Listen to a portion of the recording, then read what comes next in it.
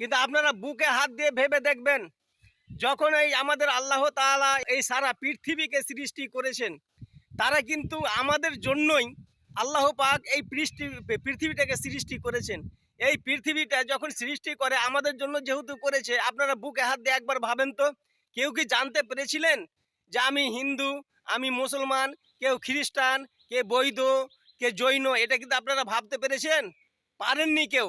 কিভাবে আপনারা জানলেন যে আমরা মুসলিম? কিভাবে জানলেন আমরা হিন্দু?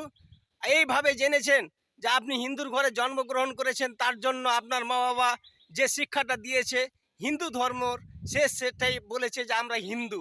আমরা মুসলিম ঘরে জন্মগ্রহণ করেছি, আমাদের মা বাবা বলেছে যে আমরা মুসলিম।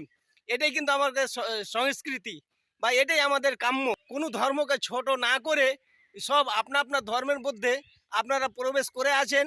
কেউ যদি ধর্মের মধ্যে যদি আঘাত আনে, তাকে মানুষ বলে কিন্তু গণ্য করা হয় না। কিন্তু ভাই, আমার সকল বন্ধুর কাছে আমার বিশেষভাবে অনুরোধ, সবসময় কোনো ধর্মকে টানাটানি না করে আপনারা নিজের মানুষত্ব পরিচয় দিয়ে, মানব পরিচয় দিয়ে মানুষের ব্যবহার করে সেটা কিন্তু আমরাকে চলাফেরা করতে হবে। জাতি ধর্ম নির্বিশেষে সকলের প্রতি এই মেসেজটা আমি দিলাম যে ধর্ম হলো নিরাকার, ধর্মকে দেখতে পাওয়া যায় না। শুধু বিশ্বাসের জন্য আমরাকে ধর্ম পালন করতে হয়। কেন বিশ্বাস করতে হয়? যে এত বড় জাহান পৃথিবীটাকে যে সৃষ্টি করেছেন তিনি হলো আল্লাহ। তার উপর উপাসনা আমরাকে করতেই হবে। সেটা তারই উপাসনা করা কিন্তু আমাদের প্রযোজ্য। কিন্তু কাউরি যদি কিছু ধরনের ব্যাঘাত ঘটায়, তাহলে ভেবে নেবেন ওই ধরনের মানুষকে কিন্তু মানুষ বলে গণ্য করা হবে না। কিন্তু মানব সেবাই হলো আমাদের আসল ধর্ম। মানবের যদি ঠিকঠাকভাবে আমরা সেবা না করতে পারি, তাহলে দেখবেন আপনার কিন্তু ব্যর্থ। কিন্তু আমরা ধর্ম নিয়ে টানাটানি না করে মানব সেবার প্রতি অগ্রসর হয়ে জাতি ধর্ম নির্বিশেষে ঐক্যবদ্ধভাবে চলার আমরা অঙ্গীকার করে যেন আমরা চলতে পারি, আপনাদের প্রতি কাম্য রাখছি।